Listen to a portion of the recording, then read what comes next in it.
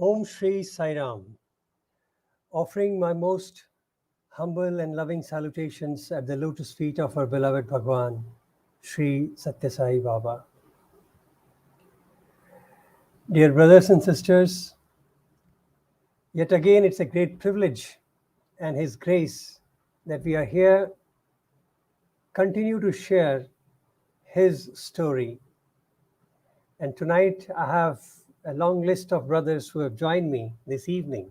So let us jump into the program and join me with the prayer as we start this beautiful journey. So, as always, please join me in sharing this prayer. O Lord, take my love and let it flow in fullness of devotion to Thee. O Lord, take my hands and let them work incessantly for Thee. O Lord, take my soul and let it be merged in one with Thee. O Lord, take my mind and thoughts and let them be in tune with Thee. O Lord, take my everything and let me be an instrument to work for Thee.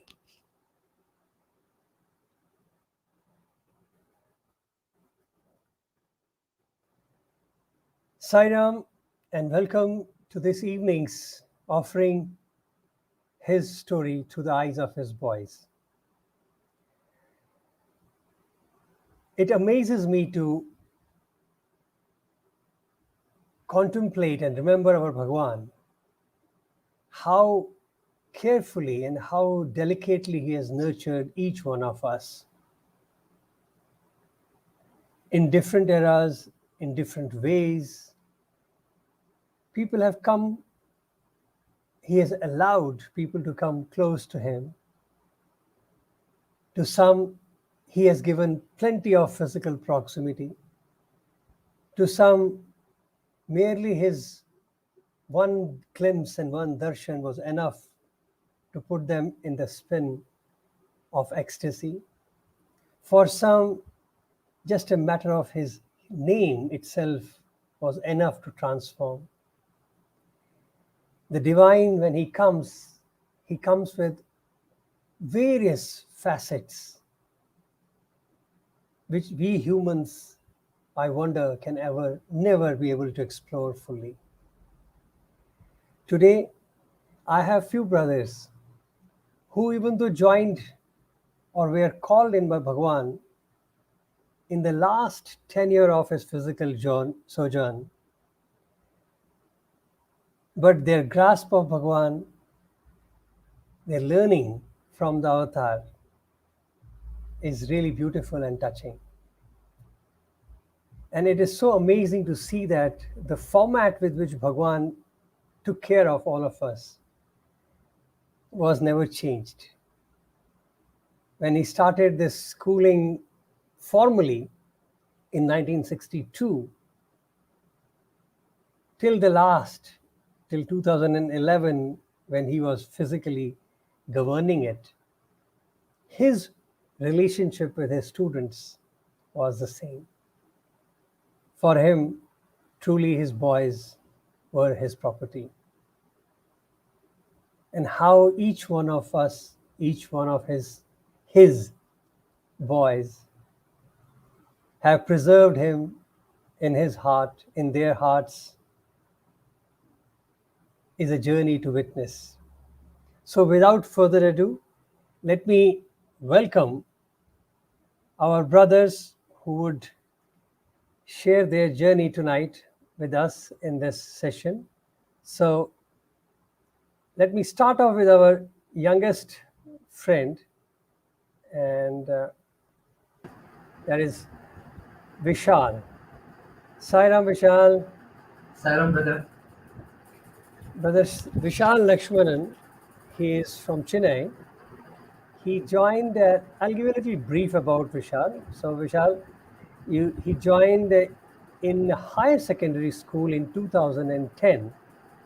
And then he went on to do his graduation from Vrindavan campus. He did his bachelor's in commerce. And then he came back to Prashantanilayam for his MBA. and in 2017 he graduated as an MBA student. And presently, Vishal is working in Chennai as a manager. It's finance group in a company called Strive. We hear about that because we have got other people from the same place. So thank you and welcome, Vishal. Thank you so much, brother. And next I have brother SatyaPrakash. Sai Ram Satya. Brother SatyaPrakash has also joined Bhagwan in his 11th grade in Prashant Nilayam, but in the year of 2008.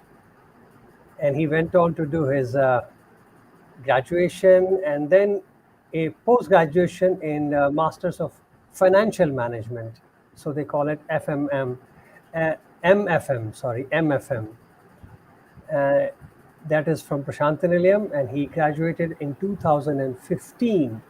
So he had a few years in the physical presence of Bhagwan and few years in his divine presence, and which continues till date. And Satya he shuttles between Chennai and Bhubaneswar. He's also a senior manager, financial plannings and analytics in Strive.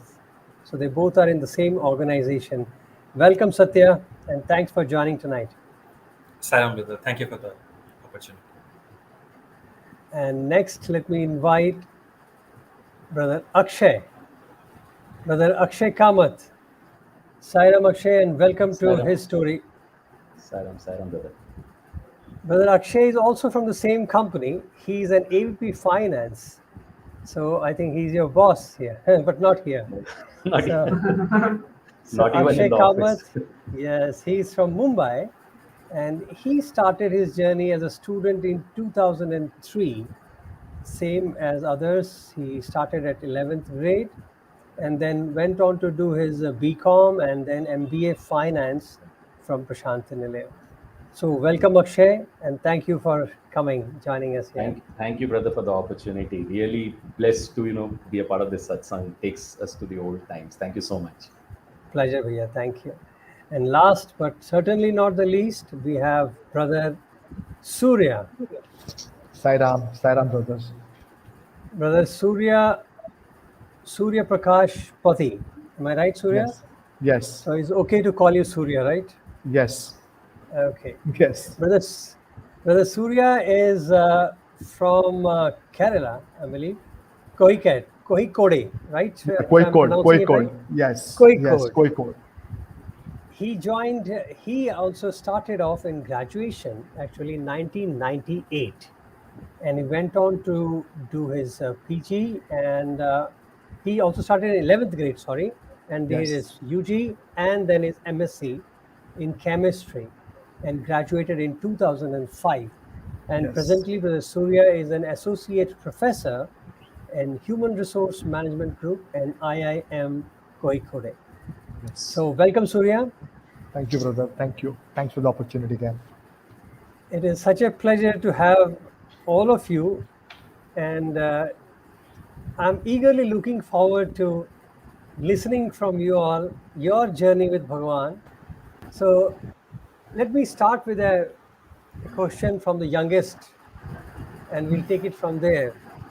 So how about give us a quick snapshot of your background before you came to Bhagwan, or how did Bhagwan got introduced to your family? Just give us a little brief. Vishal, let us start with you. Sure, brother. Yeah, sure. So for me and my family, Swami was introduced in the 90s to my mother first. So basically, after marriage, when she came to Kerala, that's when she got introduced to Swami and the activities that was happening in the Sathya Sai Seva Samiti in Kerala.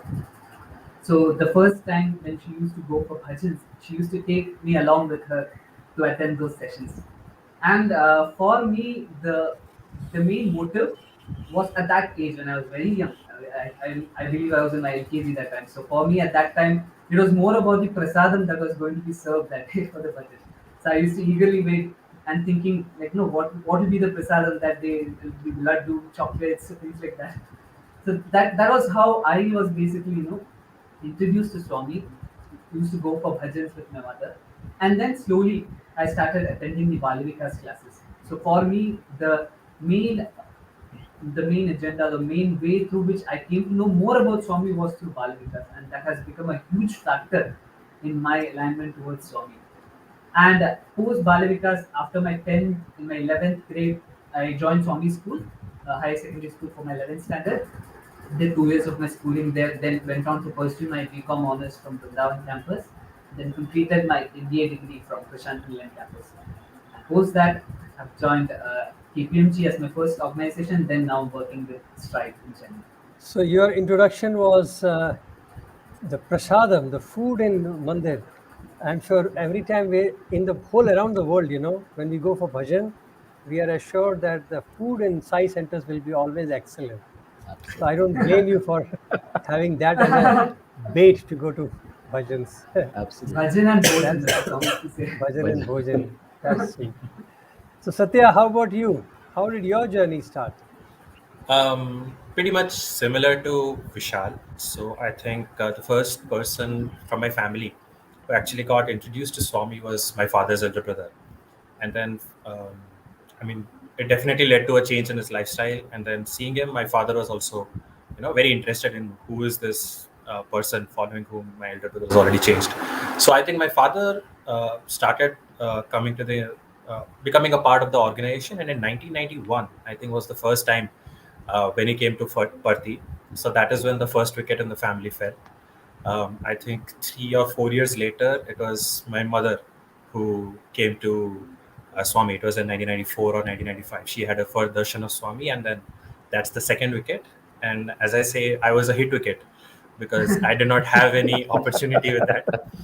So ever since my childhood, on the altar when we praise the photos of all the different gods, when we worship, Swami's photo has been the most prominent photo. So that is how I grew up. I grew up hearing that Bhagwan is God. My parents consequently put me through the Bal Vikas system. I did all the 9 years in Bal Vikas, and to be honest, all of my years previous to my 11th standard were all one pursuit of joining Prashanti Nilayam, the Sri Satya Sai Higher Secondary School in the 11th standard. So my father used to encourage that, I go to all bhajans, all Vedam activities, all activities organized by the Sri Satya Sai Seva organization, anything that I could go take part in, all competitions, always be there right at the forefront. So, you have done the effort from your end, so that Swami acknowledges that effort and gives you the opportunity that when you apply in a school, he's blessing you with that opportunity to study in the school. And I think I joined Parthi in 11th standard, did my schooling 2 years there, 11th and 12th. Then Swami again gave me an extended blessing opportunity, 3 more years in Vrindavan, 2 more years again in Vrindavan in MFM. And then, as you have said, I've left Vrindavan, changed 1 or 2 companies, and currently I work in Stripe. So your journey also is basically from the Balvika side. You got exposure to Swami. Yes, brother. Wonderful. Okay, thank you. And let us hear from Akshay.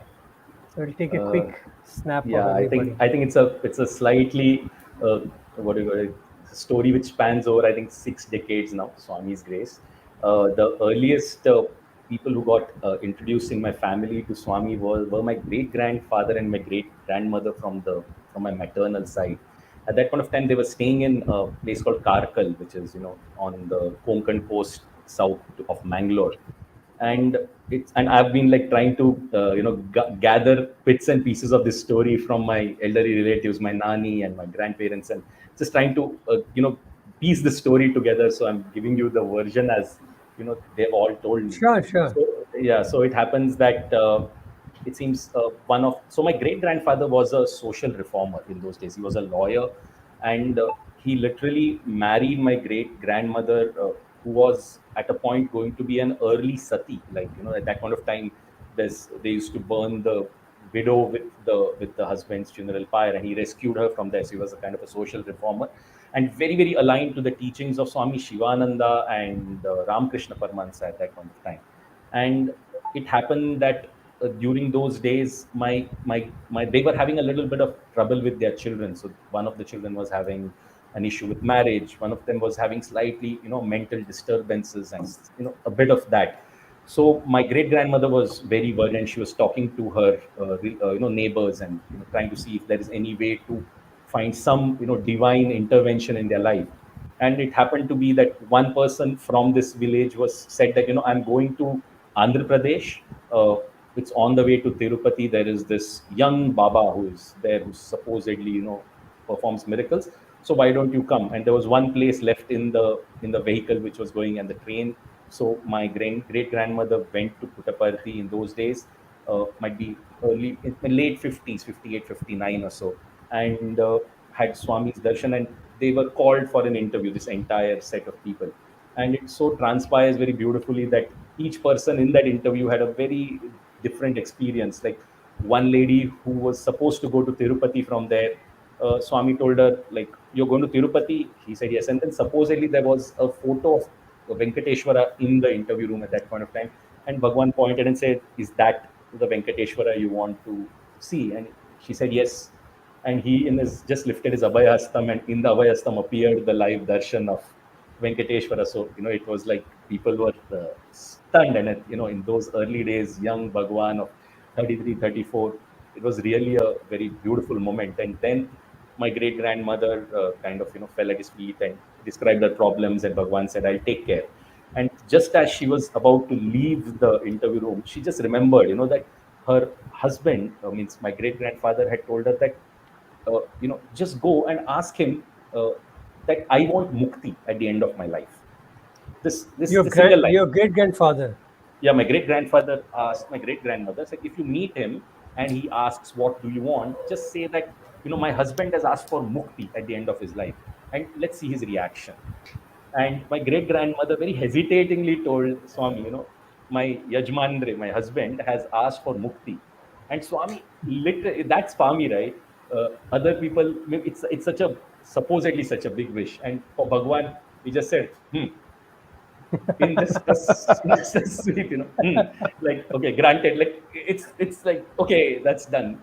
From there, this story, started with the family. And then my great grandfather and all moved to Mumbai, and his birthday was on Dharmakshetra day, so it was May 12th. So every year Swami would come to Dharmakshetra for, darshan during that day, and my great grandfather would be there. And slowly these chances, then it percolated to my grandmother, my mother, and they had chances to perform in front of Bhagwan during Bhagwan's 50th birthday. And from there, I think life, I became Balvika's student, and then had these beautiful opportunities to perform in front of Bhagwan during these Ashadi Ekadashi programs, which set the basis where I asked Bhagwan, I want to become a student, and Swami was very gracious to allow it. And from there, brother, here I've ended at Strive. Sure. We'll look at that also a little bit. Thank you for a Actually, it's a very nice thing, you're talking about great grandfather time and 60s and 70s. That time, even Prashanti was very different. Absolutely. And Bhagwan certainly was quite young in his physical body, so it was very different days. Maybe we need another session for just to, see how we can extract those information. Yes. Excellent. Thank you, Akshay. Thank And you. let us hear from Surya. So, Brother Surya, how was your introduction to Bhagwan? Well, listening to my brothers here, I was amazed, at this beautiful journey they had. My journey was nothing like that. In fact, it won't be wrong to say I'm the youngest devotee of the Lord sitting here, because my introduction to Bhagwan happened in the year 1998, and it happened due to 1997. It happened due to a match called the Sri Sathya Sai Unity Cup. So cricket got me to Bhagwan. Wow. Literally. That's the hit wicket, brother. That's the real hit wicket might be. So point is, I had no idea about Swami before that. And my father was an engineer in the government of India. He was working the Fertilizer Corporation of India Limited. So all these factories and plants, they were all in isolated places. And before I was born in the early 1980s. So India was a socialist economy. So jobs were difficult to get by. So I think parental aspiration, parental love, personal aspiration, everything just collided. My father just wanted me to get a really good percentage in 10th standard. And fortunately, he kept it at 85. Okay, and nowadays when you look at the students scoring all the percentages in India, I'm scared whether I'll ever fit in all this drama that is going on in the name of education. But nevertheless, uh, thanks to Swami, I was born in the different era. So 85 was my target, but I think it actually ended up building up a pressure on me, and like all my, because it is, and so after the Satyasai Unity Cup, what happened is one of our neighbors dropped by in our home. He was the local, what this is, Samiti president or the Samiti convener of the Satyasai Center or Seva Samiti. And at that time, Satyasai Seva Samiti, FCI, just had 6 or 7 families. That's all. Right. So he said, would your son be interested to apply in this school? And that is there in Prashant Nilayam. My father was looking for a good education system. And that time in Odisha, the good education means you have to go to Bhubaneswar. We have 2 colleges. One is BJP College and second in Cuttack called Revencha College. That's all. Revencha was where Netaji Subhash Chandra Bose also had his education. That's all. So these two were the main colleges. And the other college my father wanted was the Sainik School, Bhubaneswar. So he said, yeah, why not? So we wrote a long letter that time. There was no internet. You have to write a letter to the school well in advance. The school sends you a red color prospectus. And the father showed me about which one will be interested, this Prashant Nilayam one or the Sainik School one. I really wanted to run away. So I told, yes, Prashant Nilayam. And, literally, so as I was listening to, Akshay's experience, there's a long history of devotion, and Vishal and even Satya. So for me, there was no literal aspiration. There was no aspiration to come to Prashant Nilayam. In a way, you can say Swami picked me up and So how brought me did up that there. Unity Cup became instrument? Because you came to see the match or what? No, I saw the match on TV. The 1996 was the World Cup, and after that, and India was one of the organizers of the World Cup, Pakistan India Lanka Committee, PILCOM. So after that, every match we were sort of watching wherever India or Indian players started playing. I remember Sachin Tendulkar was captaining that, and we really wanted to see that match, and it was telecasted live. So yes, why not? So that is the end of the match. So that was my first, you can say, darshan of Bhagwan, through a TV and on the cricket ground. Wow. Okay. So cricket brought you to Swami in a way, Yes, and yes, then the neighbors suggested you to join the college. yes, yes, Wonderful. So it's a very beautiful journey when I see all of you, and all of you have been pulled in by Bhagwan also in a very beautiful manner. So let me ask you, any initial impressions of Swami, any initial interactions, if you can recall? Uh, uh, sh- yeah. Akshay, you can go ahead. Sure. So for the first 10 years of my life, Bhagwan was a god on the wall, effectively. He was there in Puttaparthi. He was a walking god, but he was far. He was difficult to reach. And, in the games of probability and token chances, I am absolutely poor. And that did not play with me when I used to go for darshans, during this token picking up lines in the morning and evening. Never got a first token. That's my best luck would have been fourth or fifth. So Swami was always distant, and we used to visit like once in a year. And then started coming these chances as a Balvika student to act in dramas in front of Bhagwan. So I remember this time in 1998, 21st of November, we performed a drama in front of Bhagwan called Case Number 999, Man versus God. And I was given the chance to play Narada in that drama. And when you're practicing in Mumbai, you have no idea what you're in for, right? For you, it's always, Bhagwan is that. He gives, he blesses, and he is there. There's no doubt in the faith. But to physically interact with him is something that you cannot imagine. And the drama was supposed to happen in Purna Chandra. And on the last day, we had practiced, worked very hard every day, traveling 20 kilometers from my home to Dharmakshetra to practice and coming back late every night. You don't know why you're doing it effectively. And, Nimish Pandey uncle, who was directing the drama, was really driving the quality, saying, this is in front of Swami, it has to be perfect. But you still can't make head or tail of what it really is going to be. And on the last evening, our makeup was done, and we were taken in a tempo traveler straight to a place made to get down and said, this is backstage, just wait here. And I knew where Kulwant Hall is effectively, but I didn't know where I was. It was a beautiful golden room, small room, and we're waiting there, and suddenly I can hear the aarti and the bell start from the northwest, and I'm like 11 years old, and my basic GPS is saying if that northwest is where Kulwant Hall is, then I am in Purnachandra at the back where Bhagwan is about to enter his home. And just as the mind comprehends this GPS location, the Lord of the Universe just walks in through the door. This full, behind Vishal, there was full orange, blast of power comes straight to me. I think I was the closest dressed to Bhagavan that evening because I was a Narada costume, orange color. And Swami came to me and said, "Drama mein kaun hai?" And I said, and Swami has this beautiful Mumbai Hindi accent. I think when he chooses to speak to in Mumbai to the Bombay Balvikas kids, he said, "Drama mein kya hai?"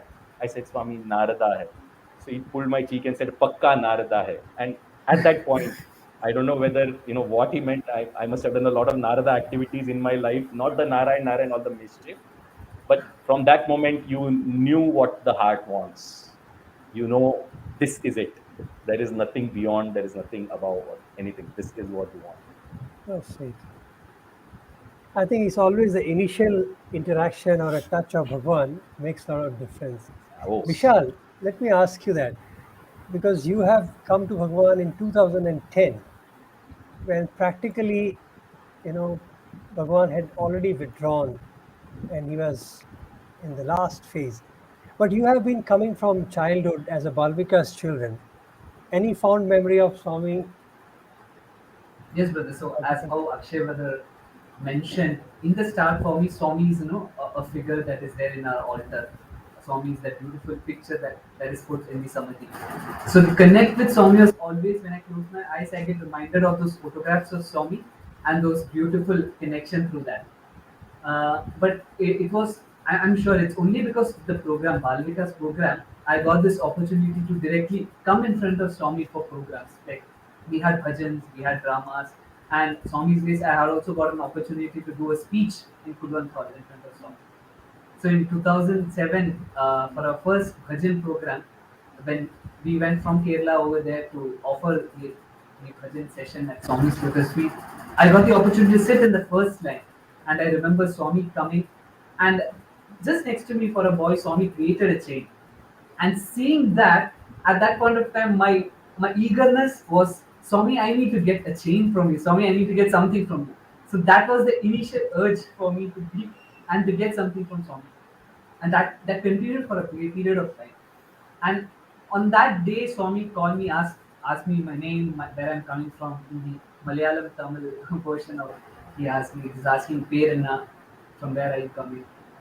So after that, the next year when I got the opportunity to do a speech in front of Swami, that's when the first set of conversations happened between me and him. So before the program, when I went knelt down in front of Swami and I was just praying and had a rose in my hand, and Swami asked me again, Perenna. I told Swami, Vishal Swami. Then he asked me, from where are you coming? I told Swami, Trishul Swami. I'm coming from Trishul. And Swami told, okay. And I don't know, I think because of the beautiful training our Balavikas teachers give, I told Swami, I'm just your instrument, Swami, you should speak through me. It was never prepared to speak like that to Swami, but that came out. And Swami just smiled and he just tapped me like this, yeah, speak. Then after that, after the speech was over, I'm sure it was just Swami who spoke to me.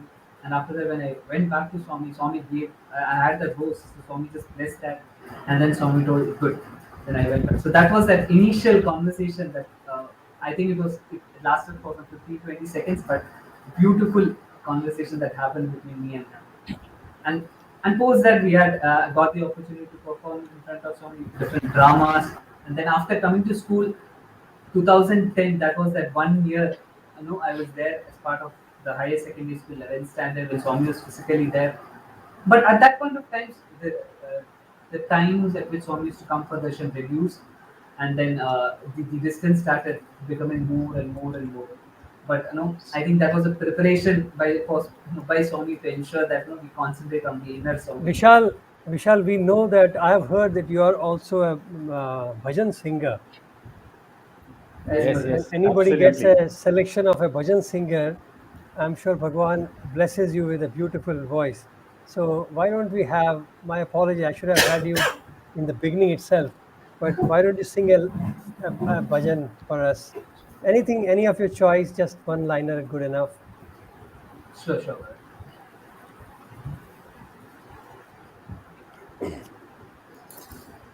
अंतरंग साई अनाथ नाथ साई अंतरंग साई अनाथ नाथ Sai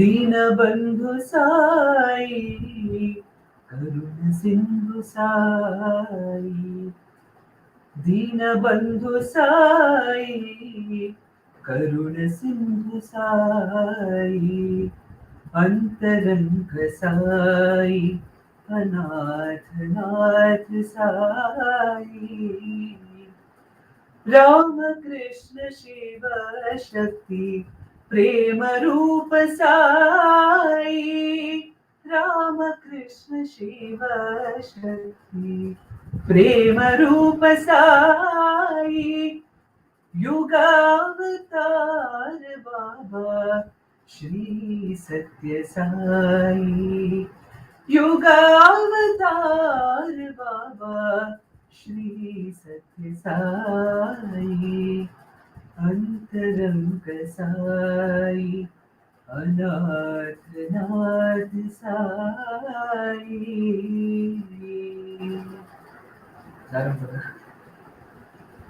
Beautiful, So beautiful. just a small this bhajan suddenly brought a very beautiful story back. It's a very small thing. Uh, it was the last day of our 12th class. We had just finished our 12th class, and we had to just go back home quickly, get our prep for the Brindavan entrance exams. And this was, I think, 25th of March 2005. We had performed a program in front of Swami. Board exams were over, and in the evening, it was the last darshan. After that, we were going to take our trains back. And we were all feeling very bad as a batch because Swami had given a lot of love in the morning. We had to leave Bhagwan, but just need to go home to just get your entrance prep and come back.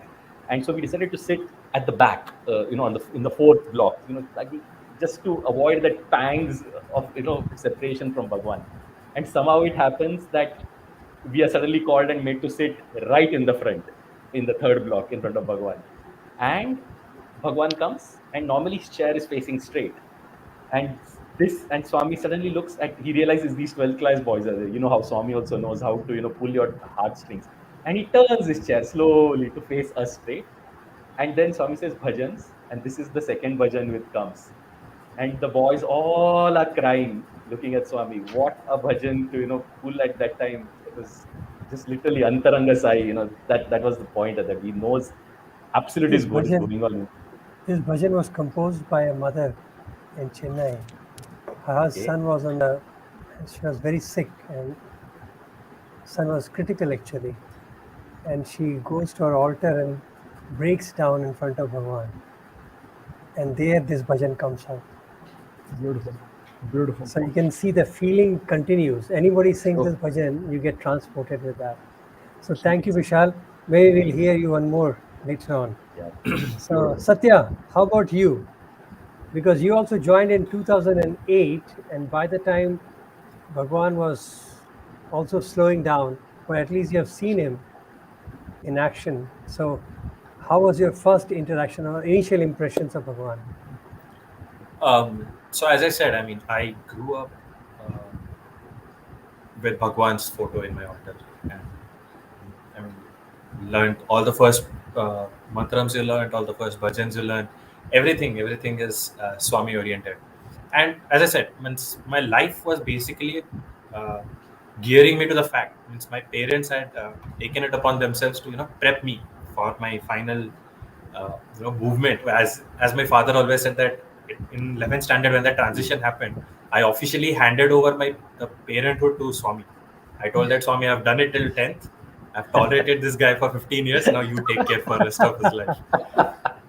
So, so my father encouraged. Annual vacations, as I said, annual vacations were to Puttaparthi, if possible, two vacations. Always try to ensure that at least one keep it during Swami's birthday, or if not, at least hit that Christmas bonanza. You get Christmas and New Year, two mega festivals together. So that's the kind of thing. And I was a bit luckier than Akshay brothers. So my father always says that till I came, my father always used to luck out. So he used to get like, people get fourth or fifth. My father said he used to get 19, 20, 30 when the token used to come. But somehow, carrying a lazy, sleepy 4-year, 5-year-old kid with him changed that luck, and we used to get first line, second line, and so we used to go there. And I was a small kid, so you don't understand that literally the Lord of the Universe has chosen to walk like 3 feet away from you. So as a human, it is your moral responsibility to stay awake, watch him, and if possible, extend that hand, take that Padnamaskaram. Uh, but I used to be 3 or 4 years, it doesn't matter. So I used to be happily sleeping in my father's lap. Just when Swami is about to cross us, my father would slap me awake. Hey, Swami has come, Swami has come. So groggily, I would get up. Swami has come. And I'm a kid, so I can, poke in between the people who are right in front of me. So, just slither in, just, that faint touch, just touch Swami's feet. I've taken Padnamaskaram, come back and again go back to sleep. So that is how my childhood was. But then, as you grow up, there is a very nice habit that I have picked up from my father. So what my father does is, my father always, you know, he's talking to himself, but essentially he's talking to Swami. So he's told me that he imagines that Swami is right in front of him, and he's talking to Swami as his confidant or as his friend or an advisor. And I picked up that habit from Swami. So till till now, I would say, for me, every time I want to think something aloud, talk to myself. So what I do is, I talk to Swami. I say that, see, Swami, this is the situation. You know everything. You have seen everything.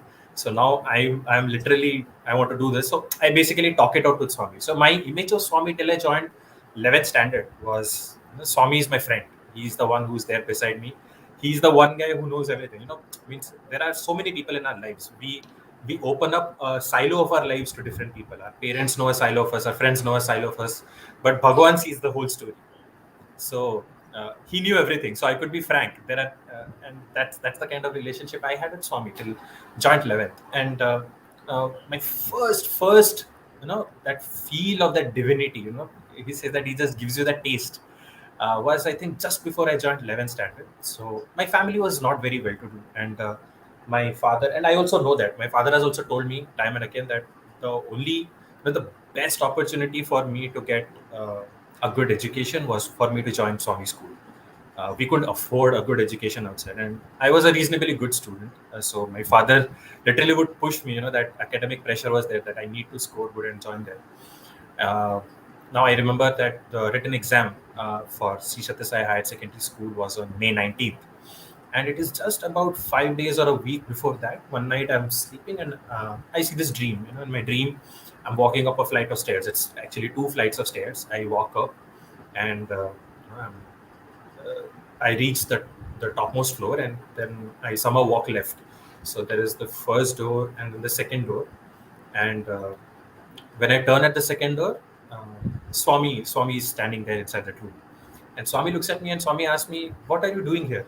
And I tell Swami, I have come here to write entrance exam. But why do you want to write entrance exam? You are already studying here.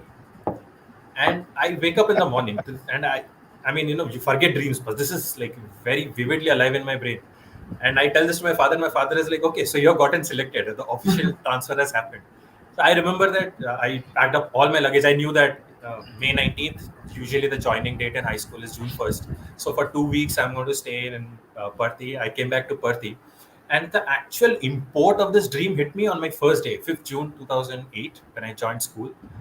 I entered Sri Sathya Sai Higher Secondary School, and it is the same flight of stairs that I walked in my dream.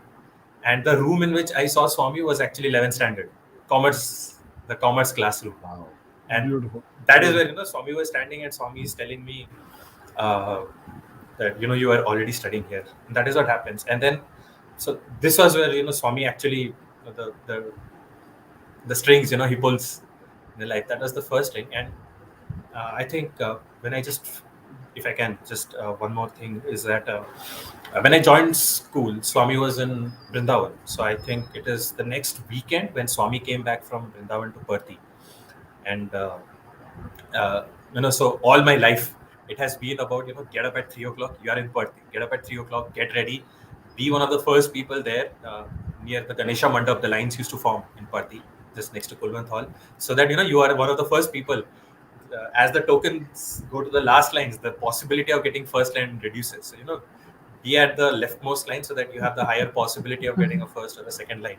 And so that is how it was. So the first day, I mean, obviously, because Swami had just come, Darshan was uh, just a frantic scramble that day. So the next day, we were told that we discussed with the primary school boys who were also reading with us in 11th standard, and they told that after classes, the lines form. So, you go and you in Perthi, we have the mat system. You keep the mat, so that is a reserve spot. So you reach there, and so this is the last class of the day, and uh, I remember I used to sit somewhere in the first or second row, but for the last class of the day, I swapped my place. I was in the last row, and the teacher is teaching, and the final bell of the class rings, and I have not even waited to see if he has finished his statement or not. He has told, okay, we are done for the day. I have my mat in my hand, and I have just run. I knew where the lines were going to form, right in front of high school. I ran, and I was the first guy that day, and I kept my mat. And there were 3-4 of us 11 new joinees in 11th standard who also ran behind me, and we were the first 4 guys, and we knew that if we are sitting, then three or 4 guys have the chance to sit in the first line. So we are like, okay, today's chance is sorted. So you go back, and I remember some incidents of that. I came back, I was going to Darshan without my banyan, and those who know Venkatesh from school, discipline, so sent back with banyan and came back. Luckily, he did not push me to the end of the line. So we go, and it was 4th block that day. So this is just behind first block, and then Swami comes, and in my mind, I'm like, I have been talking to Swami as a friend for so long. So this is where the God who used to walk and who used to sit in the center of Kulwant Hall, and the God who was my friend right beside me, they are going to merge. And in my mind, I had thought that it is going to be like business as usual. I'm going to get up and Swami, see, you blessed me, I came here and all that. Swami comes, and it is a true fact. He's 3 feet away from me, and every hair on my body is standing. It's like almost like he's pushing an immense amount of energy onto you. And he comes, I get on my knees. I know that I'm going to blabber a lot of things to Swami, but all I do is I just stare at Swami as Swami just walks by me. Not a single word comes out of my mouth. And that is when you realize that you have literally come as you realize what they say, that there is a difference between being a devotee and sitting in the devotee's block, and finally coming and becoming his student, his boy, and then watching Swami. That is the difference. And the first thing that clicks to your mind is, wow, I have hit it, sort of a thing. It was 2 years with Swami, but I think So from a sleeping kid in the lap to an awestruck, wide awake to an teenager. awestruck boy, Wide awestruck awake, teenager. awestruck teenager. I mean, that was my journey. I mean, coming to Swami. I mean, we hear stories of so many singers. I mean, we have Akshay brother, we have Abhimanyu brother, we have Surya brother, who have seen Swami for much longer.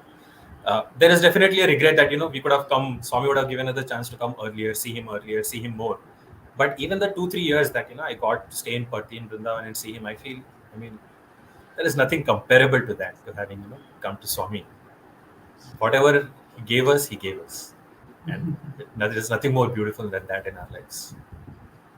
Akshay, you came in 2003, right? 2003, brother. Yes. 3. So Very, So very more than interesting Satya, transition. you had something. So let us know Yes. your initial impressions and impressions.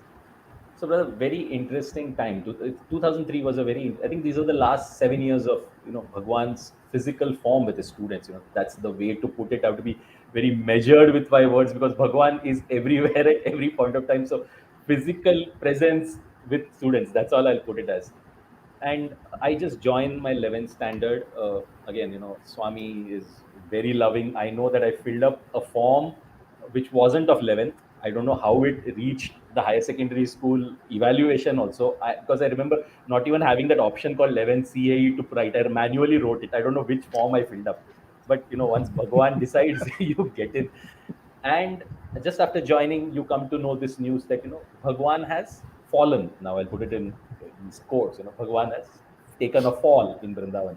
You don't know what's happening, and this Lord who walks up to you, talks to you, and now what's going to change. But I think it was a preparation of a very different time. And for the first 45 days as a Sai student, we didn't have Bhagwan. We were in Parthi. Swami was in Vrindavan, supposedly recuperating his physical form. And then when he came back as a student, my first experience was taking this book which the school students used to publish called the Sai Chandana, which was basically a set of experiences. And how Swami takes you through that also. The school library at that point of time had a computer which ran on, I think, Windows 3.1 or something. It was like that super old black and white program, which that again, that is how Swami. Not that Swami can give you, but he just wants to take you through that beautiful journey of let that meeting have value. And I remember like one of the keyboards letters would not have a letter, so there used to be a small electric shock also while typing it, and I was typing the entire magazine. So Bhagwan kind of was cleaning your karma out maybe to meet him. And you take this document together somehow, make it very beautiful, and then Swami calls you. Okay, you go to him as a student, and by the time like a month had passed with many boys getting chances, so now your hunger is even more. You know what it is. And Swami takes this Parker pen from my hand and just signs it and just asks a few questions to me. Who has written this? First 4 or 5 pages, stories. And now you can see a teacher, a parent, a chancellor of a university, and a god all in one, studying this document of yours. It's like a monthly report of the students going to him, and you got the chance to, and he's like signing it. That signing also had an authority. It was no longer that drama ke time just talk aise hai, oh, this that. This was like a god in charge of a university, saying, okay, that's good, it's fine, well done. And then he blessed with some vibhuti, but just that that fragrance, that presence, and that one word for which crane to listen to him. I think it takes your breath away, I'd say. Even now, yeah, thanks brother for like asking this. It just came out of nowhere, this just the thought of it first time. Beautiful. Thank you. When you really look back, every interaction is so precious. And so when people ask this question, tell us your best moment with God, Swami, I feel the question is so inappropriate because every moment of his was so divine, so beautiful. Unfortunately, we may not have given due appreciation to every moment. But Yes, today, when I look absolutely. back, we can't help but appreciate. Totally. So, Surya, how was your experience? Because you were totally fresh, so I'm sure you might have had large challenges adjusting to the environment. Well, maybe I'll leave it to my brothers and you to judge whether it was challenges. But yes, I just said I was literally transported from a small town in Odisha to Prashantinilia, and my father had given me one of the top quality education wherever I was. So suddenly you land in Prashanti, and you are a teenager. You are just 16 years, brother, and 16 years you want your life to be full of colors, but you are suddenly there's only one color in your life. It is white. It's everywhere. There's only white. And then in just 3 months before or 4 months before that, I was dressed up to school with a nice tie and shoes and everything else. Here you can't even tuck in your white shirt. So I was like, where was I? And yeah, so everybody was in white. Most of the people were talking in Telugu, and then almost everybody was Swami's devotee. So I was not a devotee. I was not. I was an open book, literally. I was ready to explore, but then you can't even say you are not a devotee, and you can't even say that, hey, take me through that. But I must give it to the teachers there and to my brothers there. I'm telling them my brothers because there was no force. There was always an education that they wanted me to have. experience Bhagwan. That is what they said. And in even discourse, Swami says, you knock and it shall be opened. And you come to me, try me, test me, then sort of. So this experimentation is always there, right from Bhagwan himself and somehow to all my brothers. But yeah, it was a good time for them to take me through. But then the point is, then you suddenly see that, you do not even have a fan in the hostel. And then then the warden sir, the warden and the wing teacher actually tells, because Swami wants my boys to be hardy boys, they cannot be softies. I thought it's all right, but fan is necessary in Prashanti in summers, and it is not even in the monsoon belt. You don't even get rains. So, but nevertheless, that is life. And then suddenly everything wakes up, or everyone wakes up at 4:45 in the morning, something called Suprabhatam. I'm telling this something because I really wanted to go to my time during that time, trying to observe things as a 16-year-old again. Suprabhatam. What is Suprabhatam? A good morning song that goes on for 45 minutes. And then you wonder why it is not getting over. And then the life actually happened between prayers. And then point is, prayers are the only And life. bells. And you know bells. yes, so And it's it starts up with and bells. It starts up at 4:45 Suprabhatam. Then you go for a jogging. There the wing teacher will also go take you through a prayer. Then you come back. Then there's food prayer. Then you go to college, and sorry, the school. Then again prayer in front of Ganesha. Then prayer in the assembly. I said, but we prayed just now. Just now we prayed. I mean, so it was too many prayers, but it was. But then the brother, apart from the humor, the two things that stayed with me, and I have still taken in, because I have sort of taken it it has sort of I have internalized it, brother.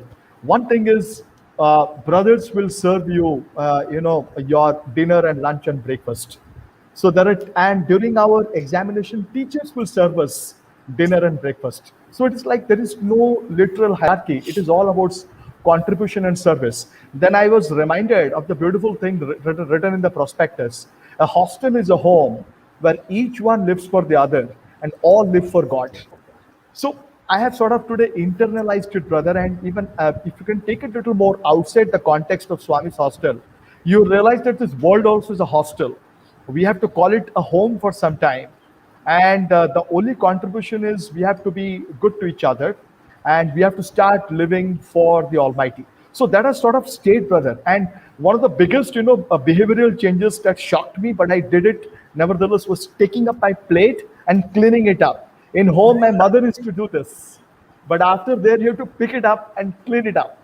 And although it appears very minor thing, but actually it was there. Unless you don't look after yourself, you don't do these things yourself, you cannot claim that you can go to the field and serve Swami or be an instrument of Swami. So the training is right from the beginning. So yeah, there were shockers, but then point is, too many bhajans used to happen. One fine day we got an introduction that Bhagwan is coming, returning from Vrindavan. That time when I joined, Bhagwan was in Vrindavan. Typically summers Swami used to spend in Vrindavan, in Bangalore, Whitefield. And then we were taken to senior boys hostel. There, another round of song practice was going on. Fortunately or unfortunately, they were not bhajans, but they were beautiful songs. And then on the day Swami was there, we went to the mandir at least half an hour or 1 hour early. We waited for Swami. And then the Lord of the Universe enters right through the gate.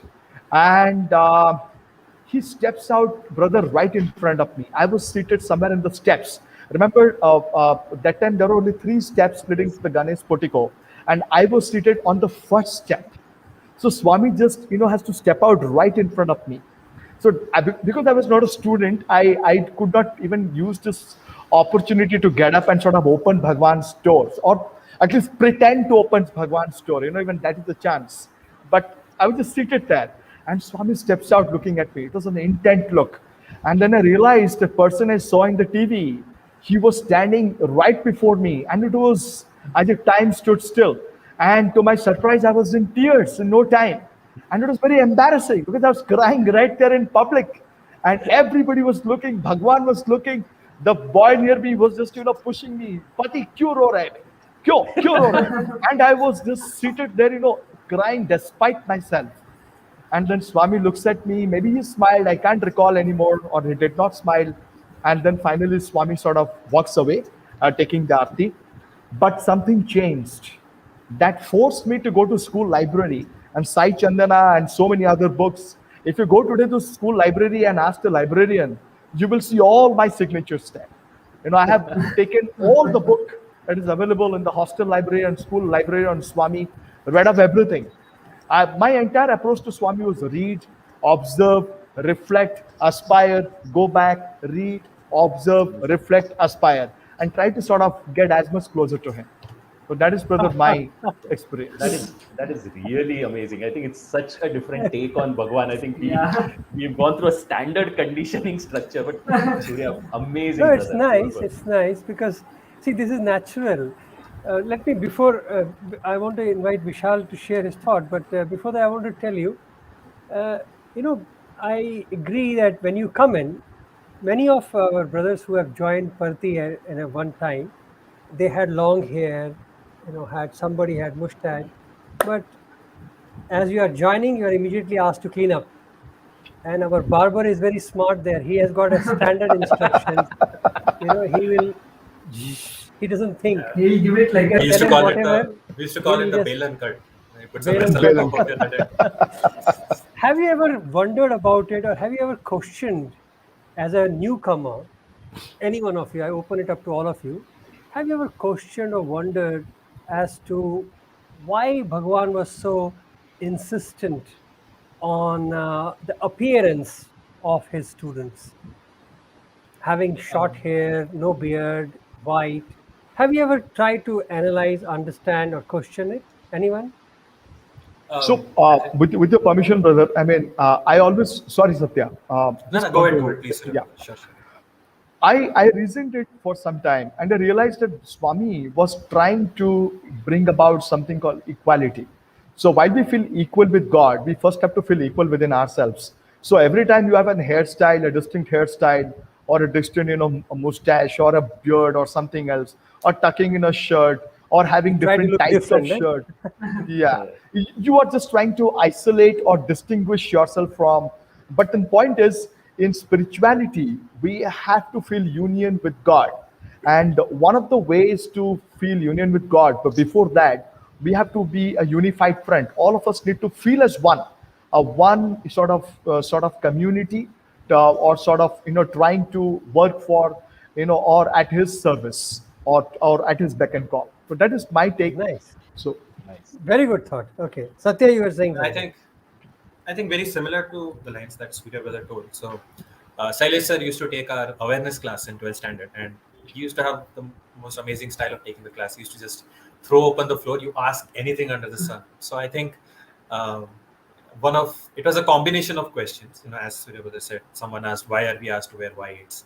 Why are we not tucking it in? Why are we not allowed to have hairstyles? Why not beard, mustache, and all that? And the one common answer, I mean, obviously he answered those differently, but the one common answer that I remember to the whole thing was, he said that at your age, the place that you are, okay, your focus is education, your larger focus is Bhagwan.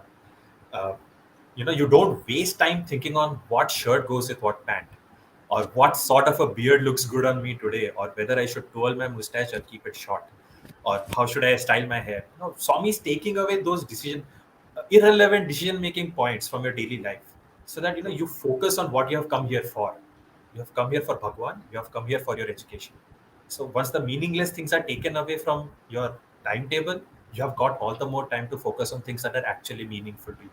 And I think that was, I mean, it's very that statement is very important, and you realize that much later. I mean, perhaps even after you have passed out, but definitely you realize that what is the meaning of uh, that statement that Shailesh sir had told us in awareness class. Absolutely. And actually, just a If you, small one. Like it even people can't. It's many people have asked me.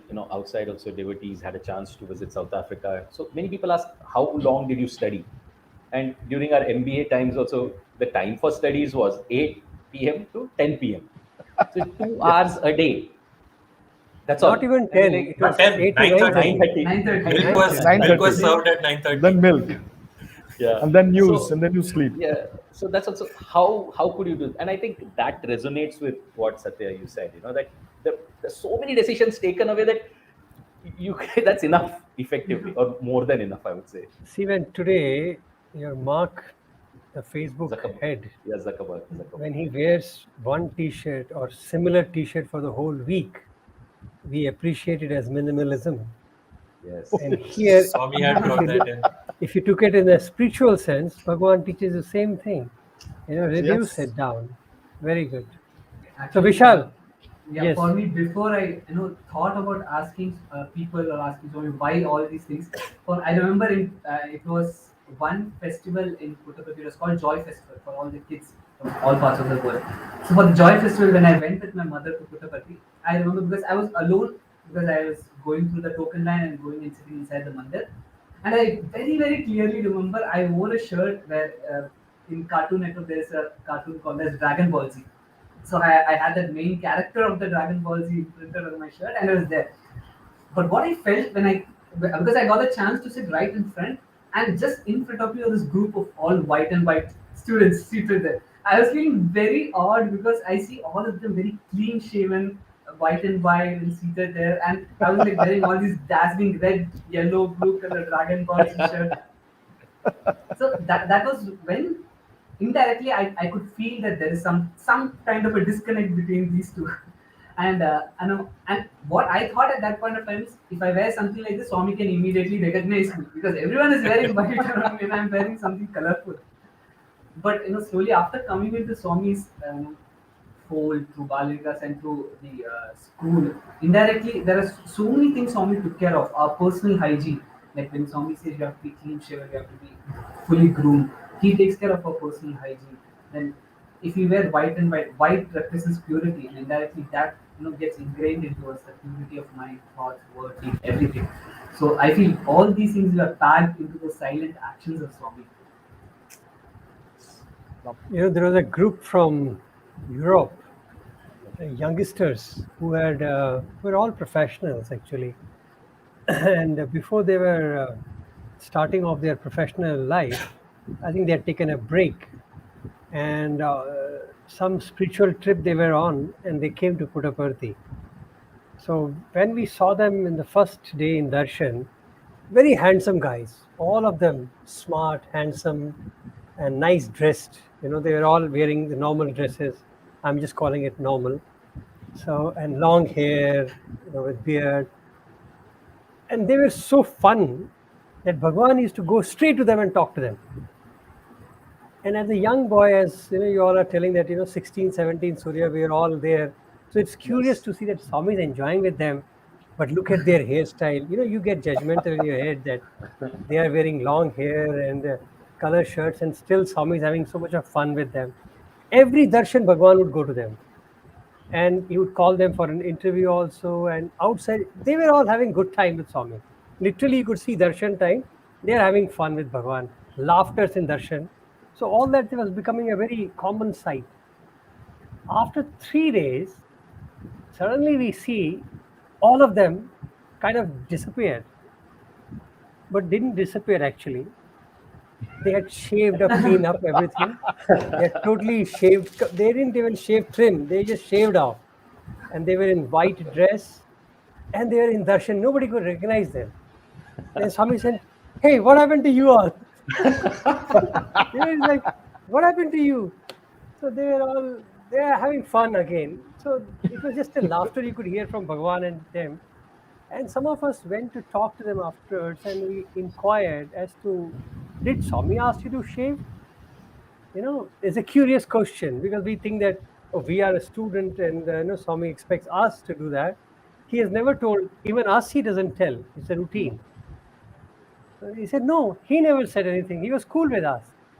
But we thought that if Bhagwan can shower us so much of love when we are not even worthy of his love, and he's showering on you and he expects his students to be in certain way, and if we become like his expectation, how much more will he come to us? So in that feeling, they just went ahead and then shaved off everything and came. So, Beautiful. that's how it changes. Okay, let me take a little break here and show you some pictures, and let's remind you of your days with Bhagwan. Wow. So all of you, please shoot in and tell what you remember of this. Which year was this? Satya, is that you? I Yes, this is me. I think this is 2008, 2009ish. Yeah, the chase years, as you call it. You're chasing every chance The to mat reach Swami. reservation, yes. The mad reservation years. He made even the chair look so regal. Absolutely. Yes, lovely. Absolutely. Throne. Who is this kid? Yes, this is me, brother. I think this is that conversation which I spoke little earlier about, where I told Swami, you should speak through me. I'm just your instrument. And this was that moment that was So captured. at this age, you told Bhagwan that I'm your instrument, speak through me. Oh God. Without even realizing the meaning of what I spoke to him. Because that is that beautiful thing about Balika's program, things like this just gets engraved. And I told Swami like this. And he just, So I'm sweet. sure he would have understood how it got prompted from me, but he just smiled and. So sweet. That's Akshay. Yes. This This is a was during beautiful my picture. Swami's Grace, BCom gold medal. And I think that year, after a few years, Swami had worn red for the convocation evening. And what's more fun is what's happening behind the photo. So this is the front photo, but Swami's hand is actually on the nape of my neck here, and he's slowly with two fingers massaging it, end to end. And I was at one point I thought there's some insect on my back. Then I saw that Swami looked at me and smiled, and I realized, wow, just enjoy this. I think I couldn't even smile halfway in that photo because I was lost. I think I have no idea what. This is one of the most beautiful This is moments of beautiful, eh? I lovely picture. Beautiful. It is very beautiful picture. honestly. So this is me. Yes. So brother, this was the Kavi Sammelan. This was in 2005, before we sort of graduated. The academic year ends there in March 31st, somewhere around in March. So I actually ended up writing and reading out a poem in Odia. And what happened after that is again fun. Swami literally comes and he sort of pinches my cheeks, and he says, he slaps it, a good boy. And it was I was lost in a completely different era after that time. But yeah, so this was the Odia poem. I sort of was reciting for Bhagwan. I wrote it there, and I was reciting it there. Yeah. I'm more intrigued seeing that all of you are sitting on a chair in front of Swami. Yes, and that's the story also. He actually called me and Brother Prusti. Brother Prusti was then sort of assisting Bhagwan behind. And he said, first people seated on the ground. He said, get all the chairs for the Kavis. And Swami, yes. And then we ran to Purnachandra Hall. And from there we picked up these chairs. And of course, few other boys also assisted. Oh, And then we put it around. So Bhagwan wanted you to sit on the chairs. Yes, Okay. that day, That is yes, so sweet. yes. That is so sweet. Yeah, so Okay, Satya Hinudika, my introduction to Bhagwan. Okay. So this is your reminder that this is how you came to Yes, Swami. yes, And you have all the stalwarts of cricket world here, man. yes. Tribloid, Sunil Gavaskar, Kirmani. Yeah. Alvin Very Kalicharan was nice. also there. This was my farewell during our last year as a student. Each student would get a chance to go to Bhagwan and ask, just thank him, and then give a rose and just request what to do next. So that was the moment there.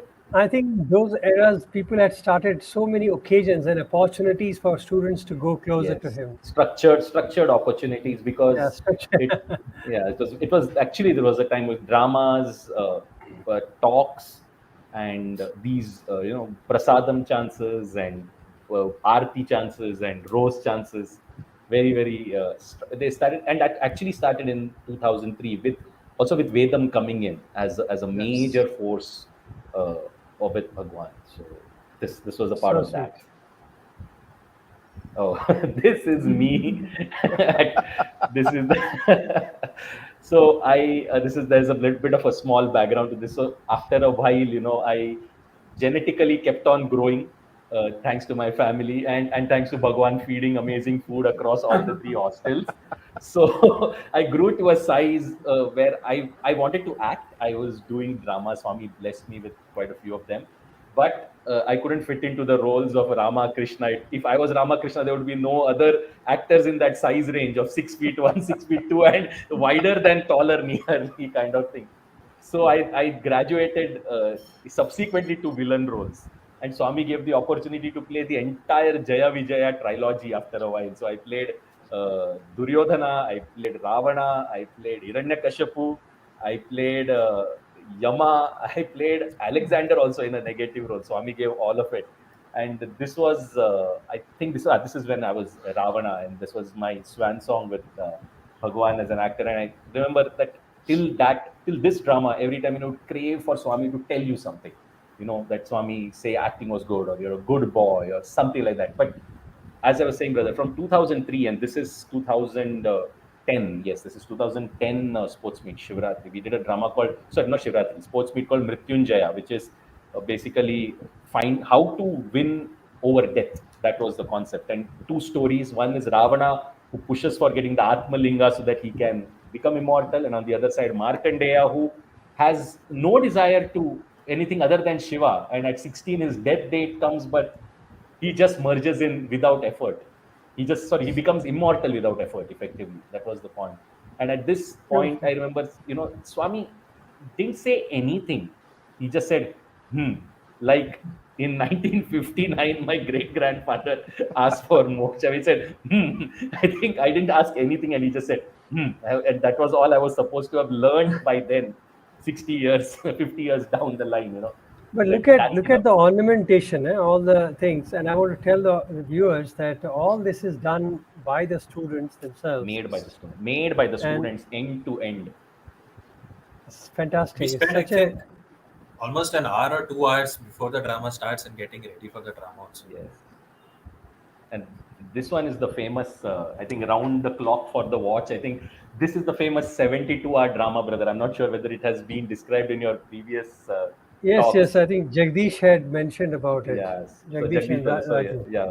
This was the drama done in front of Ratan Tata sir. Swami had asked us to do it. We turned around an entire drama in 4 days. 29 November to December 3rd was the day when the drama was performed, and uh, this was another day of surprises. We were halfway dressed when Swami decides, that an event scheduled at 5 o'clock for the drama, he decides to turn in at 3:30. I remember, like, having this, just not having the, what do you call it, crown, and half my ornaments were in my hand as this is Yama, and I'm running, and I'm seated in a rickshaw running from the hostel all the way to Institute Auditorium. All the gods, Krishna, the Gopikas, all were boarded in rickshaws, auto rickshaws, and were taken to the to the drama. And Swami was waiting. We were late. He was fuming. And this is just at the start of every drama, brother, as you were saying, the structured opportunities. There would be a chance for 2 or 3 actors to go to Bhagwan with a rose and with a, bouquet Can and you a imagine card. a Ravana running on the road? Yeah, man, I'm running getting on the, late. in a rickshaw halfway with one mace in one hand, and one Anna is driving as fast as he can, and devotees have gathered outside the auditorium, and they're like, "No, we can't let you in. We have got first row." I said, "Swami is waiting for us inside. If you don't let us inside, Swami is not going to come outside." It was that kind of a scenario, and we are running there, and that day the chance was available. Any one of us, all be like, who wants to go to Swami to take the card and the rose. And Swami is fuming because we are 10 minutes late again. And he has preponed the entire clock by 90 minutes all of a sudden. So half made up guys. And all of us were like, no, today, one of you take the chance, brother. I am fine. Because that is the time when, Swami's Rudra See, this is Rupa the comes beauty out. of Swami, right? How he will create chaos. Abs- Ultimately, the end is in his hands. He just wants your effort, and that yes, is what he proves again and again to us. Yes. absolutely. Yes, So, Vishal, at the this same time, beautiful. yeah, this is in the similar time. So I think this was in 8th standard when from Kerala we had this opportunity to perform dramas in front of Swami for Vishu and all those things. You're And doing this a happened. dance. No, this was a drama on Bhattachala Ramdas, the story of Bhattachala Ramdas. But a very very beautiful incidents that happened here. Like before I got the opportunity, what had happened was I had the urge to act and act in front of Swami, but this was a youth drama, so there is no scope for a child role, or there is no scope for Balvika students to be part of the youth program. But there was a scene where they had to show the early life of Bhadrachal Ramdas, and that's when I was picked up for that role. And the beautiful thing was the day before this drama, when we were all seated in the fourth, I think it was the fifth block side, and Swami had come for darshan. And when Swami came near me, he just called me. I went near Swami, and my hand was rested on Swami's chair, the red chair that you showed in Akshay as SatyaPrakash photo. And Swami asked me what first he asked me what's your name. So I told Swami Vishal. Then he asked me what's the program. I told Swami it's a drama. Then Swami asked what drama? I told Swami it's a drama on Bhadrachal Ramdas. Then Swami smiled. He just did like this, and he went. He finished darshan. He went, and that day there was a discourse. After the discourse, Swami told, now we'll see a drama on Bhadrachala Ramdas by Kerala Guru. And I was shocked because this drama is supposed to happen the next day evening. And I didn't tell Swami that Swami this drama is today or tomorrow, but since Swami asked me what program, I told Swami drama because I knew only that was the program I was involved in. And I told, when he asked me the name, I told Bhadrachal Ramdas. And that's the exact thing he told there in discourse. I was literally shivering because I didn't know what I told Swami, what Swami told in the discourse. And I was looking around because the brothers were seated, and the chatters happened that no, if Swami is telling, even if you are in whites, no problem, you just run there and present the drama, whatever it is. In all this commotion, I think the state president went near Swami and told, Swami, this drama is tomorrow. And then Swami immediately in the mic, yeah, this drama is tomorrow, we'll see this beautiful drama tomorrow. And I was like, oh, Swami.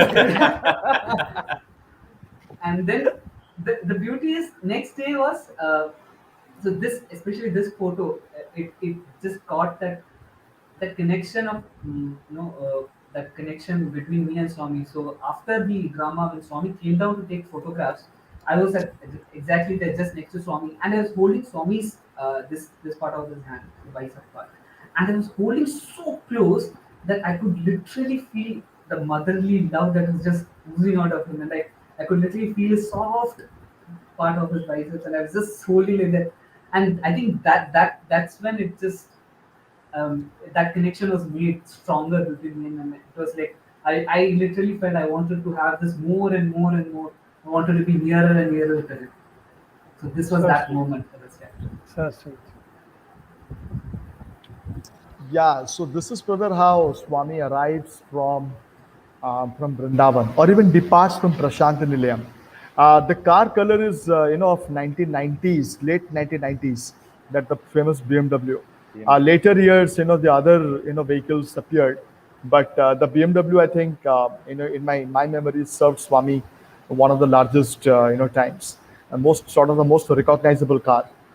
So this is where I was seated somewhere in the among all those. But while it is not about it is when Swami departs or Swami arrives, the amazing atmosphere that builds up, the anticipation from one side and the longing from another side, the anticipation in Vrindavan that Bhagwan is going to arrive, and students will be sort of taking hourly reports from the warden. Then warden, when is Bhagwan arriving, and the longing, now no more darshan. So how to spend the evening? Of course, we have things planned in the evening. There will be sports, there will be bhajans, there will be other things, the extra classes, all those things. But yes, you can feel that, literally at one point to receive the Lord and another point to sort of see of the Lord. Both the sides will be, crying for different reasons, but both the side will be definitely be crying. And the bells that will, that time the bells that will ring in the cyclone hall, and you exactly know the moment has arrived. And Bhagwan, like a regal, like the Lord of the universe, he will just step in and he will wave at everyone. At the same time, he'll be the Lord of the universe as well as the loving mother.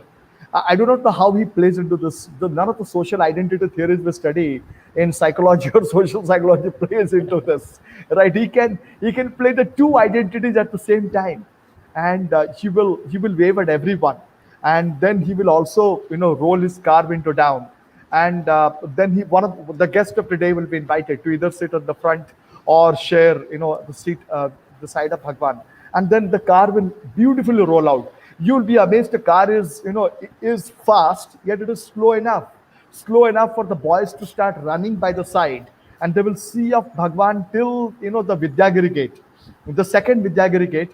As you go from because that is where the hostel sort of ends, and then after that Bhagwan will go. It's a very different memory, and then the same thing will happen when Bhagwan even enters. So in the life of a student, Swami leaving and with Swami arriving is an enormous moment, because your schedule suddenly changes, your lifestyle will change, and your classrooms also, your class schedule also will change.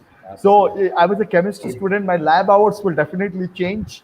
And then suddenly, more than that, Mandir will begin, and that is where the real education happens. So this is where this is that famous moment when Bhagwan's car Beautiful. ushers in. Very good capture. Very good capture. Very nice. Yeah, so this is where I was offering a letter to Bhagwan after my Kavi Sammelan, so at the same event, and I think this is about to squeeze my cheek, or after the squeeze of the cheeks. I'm not very sure anymore, but that's the moment that will remain, because he was glowing and he was smiling and he said, "Good boy." I mean, all of us, despite everything, we want that good boy word to come out of Swami. Something, he's proud of us for whatever reason. Many times he has told us because good boy, because he loves us. But somewhere or something, that good boy needs to be heard. And that is where, Bhagwan, this is that moment, just after the Kavi Sammelan, sometime in 2005, second MSc. Okay, brothers. I think let me ask you another question now to bring the mood back. Uh, all of you have now experienced Bhagwan, and now we can look back our lives and really make some learning out of it and make some sense of what has happened to all of you.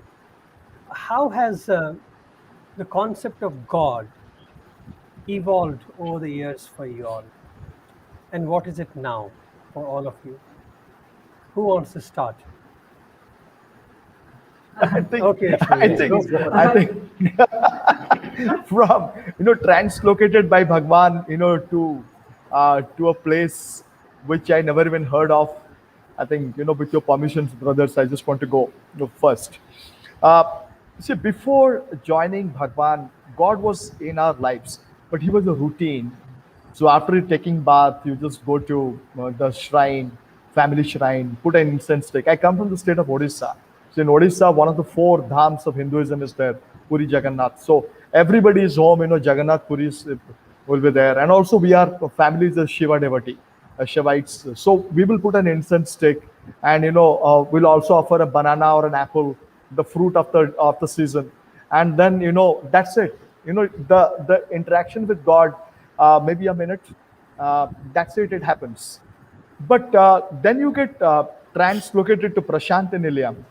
And I remember the first thing that ever happened to me after I started reading the books and observing Bhagwan materializing, rings and chains and vibhuti and whatnot. Of course, just like Vishal, even I also wanted one of these, things. Then I realized that the best thing you can do there is be naked with Bhagwan, naked in quotations, completely be free. God, I realized, is somebody with whom you do not or you need not wear the crown of success or the pain of failure. And you can just go to Saikulon Hall and leave everything at his lotus feet and come back. I remember, in the hostel we have a schedule where to write letters. So there are two letters I used to write. One is to my parents, and there I used to write about hostel food. I used to write good things about hostel food. I love South Indian food. And as you write about Prashant Nilayam, the climate, and so on and so forth. And the usual thing, I'm fine, mother, fine, do not worry at all. Everything is going great. My education also going great. And then I used to write a letter for Bhagwan. There I will sort of, speak whatever I cannot speak to my parents, my habits, my struggles, in sense control. For example, I was a teenager. Most of us, we believe we are not going to struggle. We are all going through that. That everything I will write, things I cannot speak to my parents, things we cannot speak to the world, you can speak to God.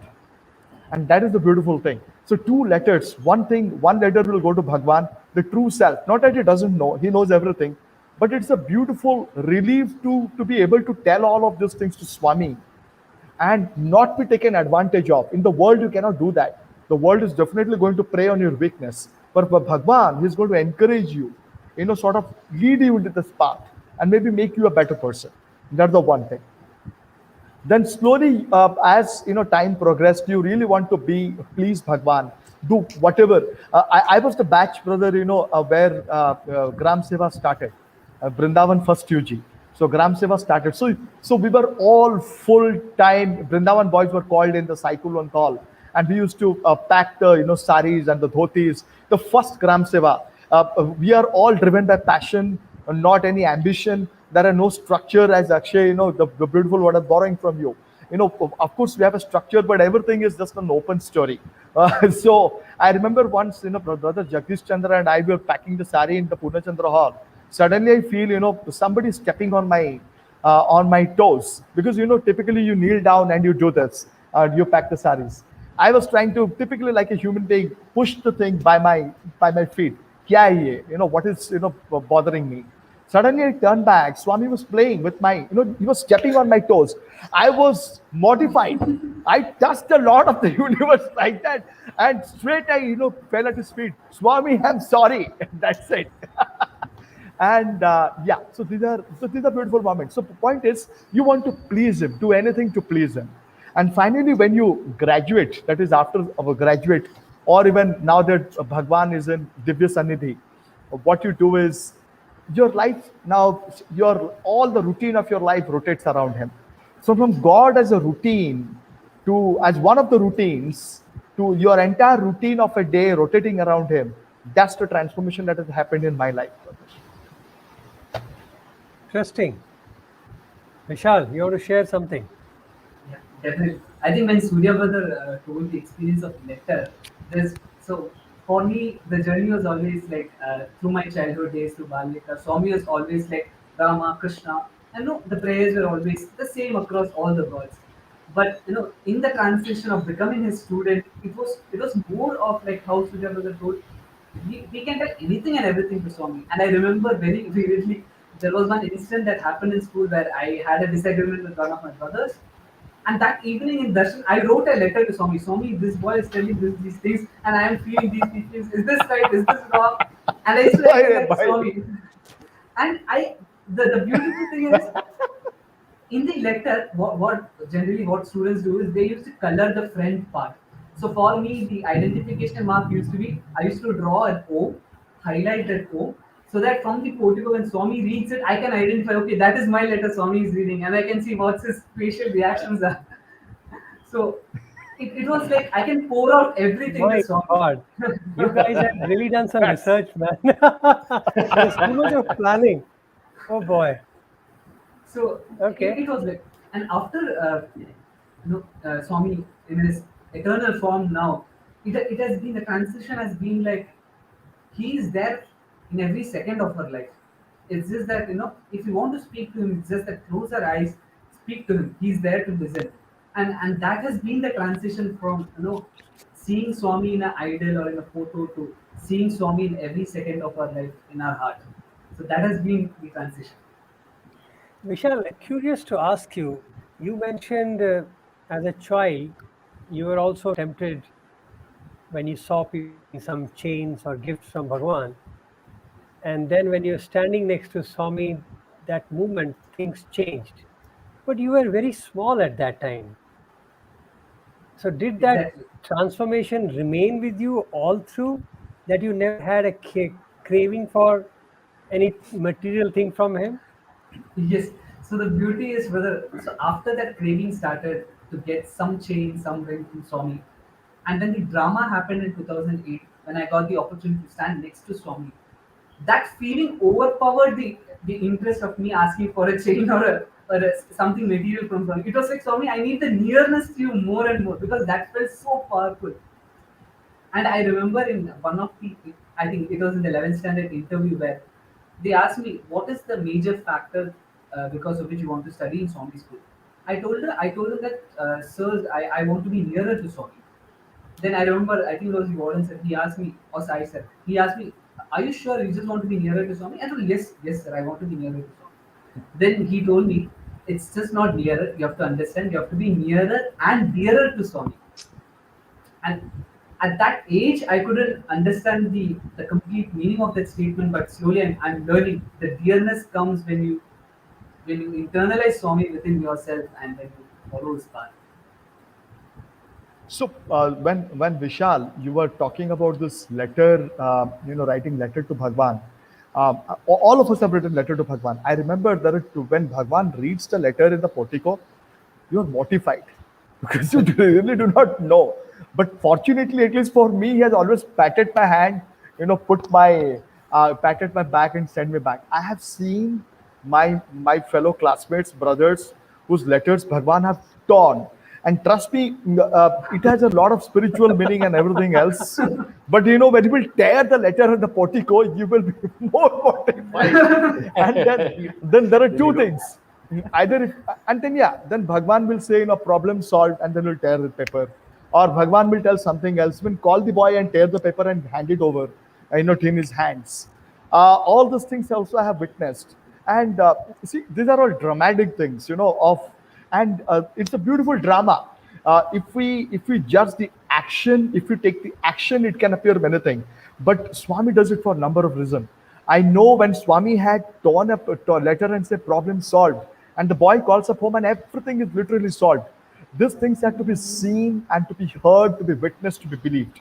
So what it does with the letter is a number of things. Maybe the letter ends up becoming an instrument, through he sort of touches you or contacts with you or connects with you.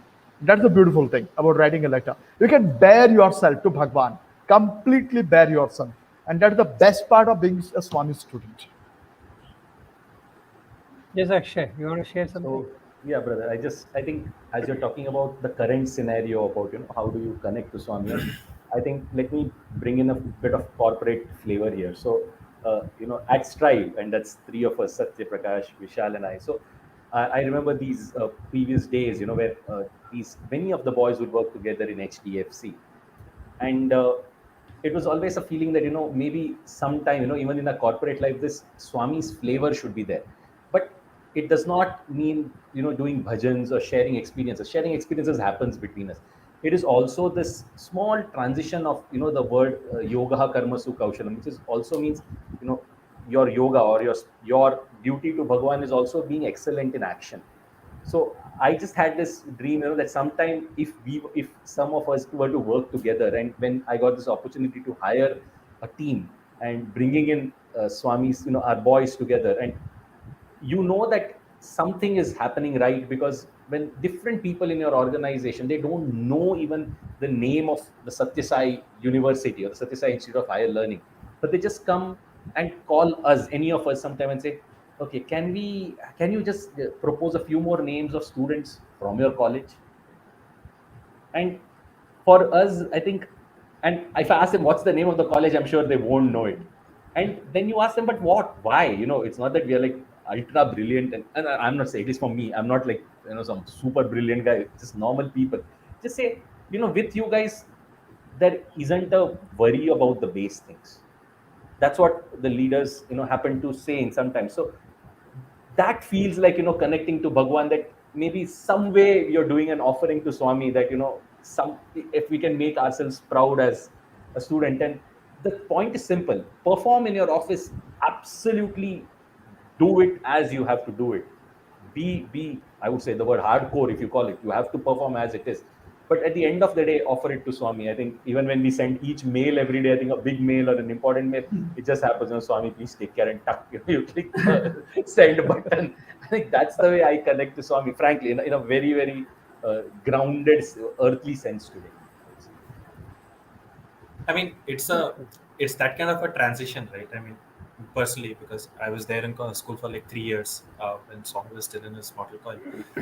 The whole everything evolves around you are doing something for Swami, and then I mean, like Vishal Badura's link, the people draw on letters and all. So I was in 11th standard. I saw that there were so many students who were holding letters in their folded palms when Swami went by. And there was Swami picked only one person's letter who had drawn an ordinate drawing. That person was an artist, And next day, you won't believe all the people on first line, irrespective of whether it's an artist or not, has done something. I have absolutely no idea about what to draw and all. So I remember I just drew parallel lines and just colored the alternate boxes. That also is a design. Who knows what will catch Swami's attention and what Swami will pick it. And you are doing literally everything. It is literally a chase. You're doing everything for Swami. And then you slowly move to that part where Swami has become part of everything. From doing everything for Swami to Swami becoming a part of everything. And the problem with Swami becoming a part of everything is, as they say, do your best and leave the rest to God. So before you can leave the rest to God, you have to do your best. So it is like how Akshay was giving the example of Strive. There are these days when we have these really important or tough meetings or mails to send out. And Akshay, we are discussing with Akshay that, hopefully we have covered everything. And Akshay always says that, see, remember that at the end of the day, Swami is doing it. So before you hand it over to Swami, just know that you have done your best. And then you literally spend another hour thinking that have I done my best or not? Because only then I can hand it over to Swami and say that Swami, now you take care, sort of a thing.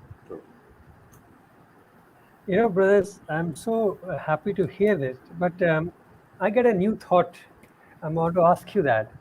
Sure. See, the way you have explained your journey so far, there is a sense of, obviously it stems from your faith in Bhagwan, your acceptance of Swami as the supreme God, one who can, as Surya said, one you can be bare in front of him, one who knows. How has this acceptance, it's a jump. When we are small, we believe in what our parents tell us. But then as we go into teenage, we start validating whatever has gone through to us. And then it becomes our experience.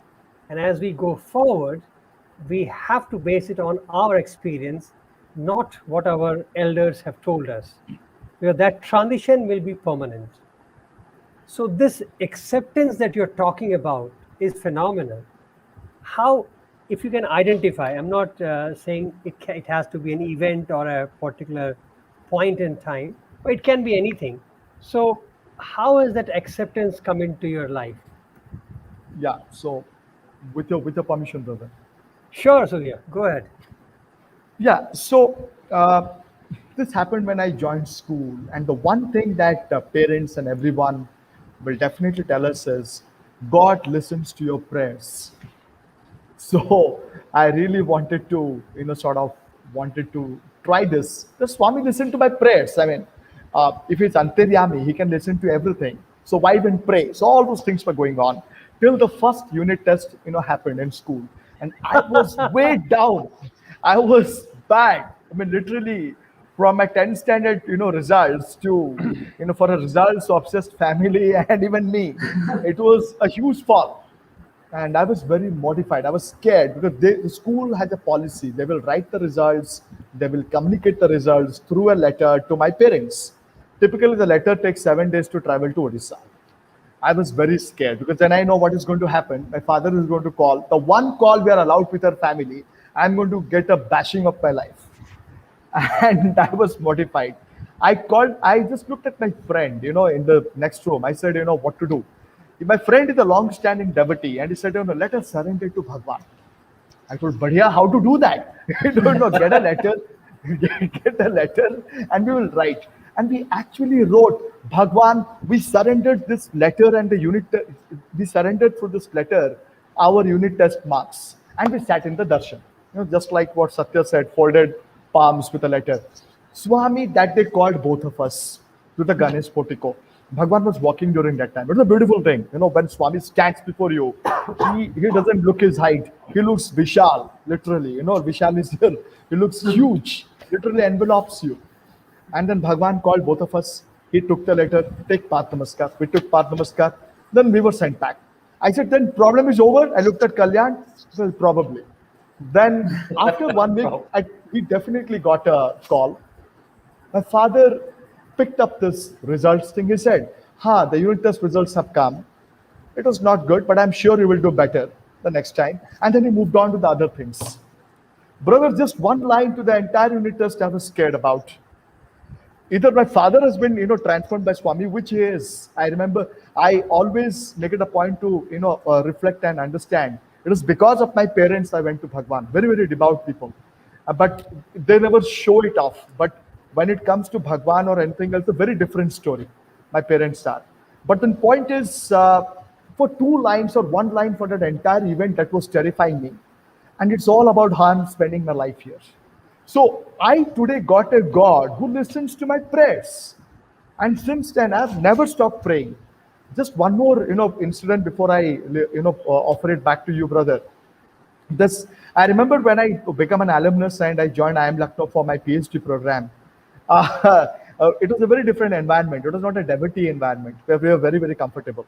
I was praying, Swami, Swami, I need friends. I need some like-minded people where I can talk.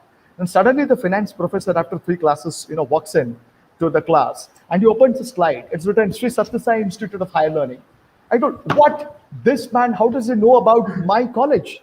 Then the class gets, he's closes it. Class gets over. Professor Vinay Kumar. I walks up to him and say, Sir, how do you know about my college? I'm a side devotee. Look at the ring. Then he showed me his ring. I thought, wonderful. I come from there. Then for the next 2 hours, we missed lunch, brother. We were on a very different zone, speaking about Swami. So suddenly, out of nowhere, I got company there just because I pray. This is my experience. Whenever you pray, you connect to Him. He listens to you, and that is how Bhagwan has taken me nearer and nearer to Him. Beautiful. Beautiful. Anybody else? Yeah, small Vishal. story. Satya. Sorry, yeah, Vishal, go for it. Go for it, Vishal. No, okay. So again, as Surya brother mentioned that the transition through prayers, I think that is the same for everyone. The acceptance that he's got comes through that. And for me, I can narrate a small incident that happened very recently. So when I was moving from KPMG, there was one time I was not very happy with the way things were going, and I remember my close brother, we were staying in Bangalore. So that night I was telling him about these things that are happening. I'm not so happy about things, and he also was telling me that let's offer to Swami. He'll take care. Ultimately, for us, everything is Swami, and he takes care. So I remember that night before sleeping, I just told Swami take care, and I slept, and I got a very beautiful dream where. We were seated in the fourth block, myself and my brother, our brother, we were seated there. And then there were other classmates of ours seated next to us. And Swami walked and came near us. And we formed two lines, basically giving path for Swami. There's two separate parallel lines. And Swami was walking through that. And when Swami came near the first ball, what he did is he sat down with legs crossed. And it was a sight for us because we have never seen Swami sitting down legs crossed. So we are all so happy. And then when Swami sat and spoke to the students, one brother, one classmate, batchmate of mine, he came across the set and told Swami, Swami, I got admission into IIM Calcutta. Swami saw him and then smiled. That's all. And then Swami just got up, moved little bit forward. This brother again crossed and came to the side of Swami and told, Swami, I got in IIM Calcutta. Swami, I need your blessings. So Swami did like this. Then a third time when he came, Swami looked at him very sternly, and then Swami just showed his feet and he told take with a very stern face. And he took Pada Namaskar and then he came across this side. And from this end, he was seeing me and he was showing, like, see, I got blessings, I got admission into IIM Calcutta. And we were like, okay. And the whole chatter amongst the student group, where we all started speaking about IIM Calcutta, IIM Calcutta, IIM Calcutta, everyone started speaking. And Swami was seeing that, and all of us forgot that Swami is there. Swami's face fell down. He was unhappy. So I was seeing from this side Swami's face falling down, and Swami turned like this and came towards this side of the student's side. And when he came near me, I just knelt down and said, Swami. And Swami sternly looking towards me and asked, now what do you want? And I just told Swami, I just need you, Swami. And suddenly Swami's face changed and bhajans were going on. He asked Oh, the sweet. people there to stop bhajans. He told the next elderly devotee was standing there, see what this boy asking me, he wants me. And Swami was so happy, and that's how the dream ended. So that gives the confirmation that he's there, listening to everything that we are thinking about him, listening to every prayer we are offering to him. And the beauty is we understand the lesson that not every time he responds immediately. Like we say that his delays are never his denials. and he gives us that intelligence to accept that as well, and not eagerly waiting for a response every time we need a response. So that has been the beautiful thing, to accept Swami as well. Awesome. I remember in olden days of Vrindavan, there used to be a zoo near in the next to Bhagwan's bungalow, and there were deers, and Bhagwan would step inside the cage and feed them. So he would hold the thing in his hand and then offer it like that and say, ah ah, he'll say deer deer. So and there was an occasion when boys had also come and stood near the fence, and Bhagwan was pointing this hand like that to the deers, and they came running, and Swami fed them. And then immediately Swami turned his hand towards the boys and he said, deer, deer. And all the boys started laughing. So Swami spun with a word and he said, look, I call this deer comes, but this deer doesn't come. Profound. Beautiful. And it's so Profound. beautiful how Bhagwan can teach lessons. And so acceptance of this deer was better than acceptance of this deer. Good, so true. So Akshay, your input, yeah. Yeah, small one. Again, a Kavi Sammelan, I think, Surya brother, you brought up beautiful event. So we were doing a similar Kavi Sammelan in Bangalore, I think, in Whitefield when Bhagwan had come there for a short period in my first or second year undergraduation. And I was charged with speaking an English introduction to the entire thing. And at the end of it, just, to bring in some kind of poetry, because it was a Kavi Sammelan and I'm not a poet by far standards, I copied a line from, somewhere, a Hindi line which we had sung in Ashadi as a last song and said, Unke hi charnon mein chalta ye sara sansar hai, which is basically, in his feet lies the world. I put that Hindi line, and the night practice before the event was going on, and Sanjay Sani sir told me, see, there are other people speaking Hindi, you keep your entire thing in English. So I said, okay, sir. And it was pretty late. By the time I came to the room, 10 o'clock, lights off, went to sleep. Now, this is a room in which from the night, there's a street light outside Brindavan campus. And from there, a little bit of a streak of light comes into the room. And it happened to, come next to my bed. I get up at, must be 2:33 a.m. suddenly. And I think, okay, now I've got to change that line. So I open my notebook from my cupboard, which had written the line. I just cancel the Hindi line and change it to something in English. I can't recollect it exactly now. And put it in and sleep. Must be 15 seconds time closed out. Next evening is the program, and Swami was really in the mood at the end of it. Like he started calling each kid, and he was in the mood to show his omnipresence that then. That's a mood you want Bhagwan to be in. So one boy, he asks him, Tum kidhar se ho? And he says, Swami, I am from Bihar. He says, not just Bihar, you're from Munger in Bihar. So the boy, like, because actually his somebody else used to stay, his ancestral house was in Munger. So, he's stunned that, okay, Swami is in the mood. Another boy, Swami saying, nobody could see, but I saw your legs were shivering. Why fear when I am here? While he was singing. It was his first time debuting in front of Bhagwan, in this.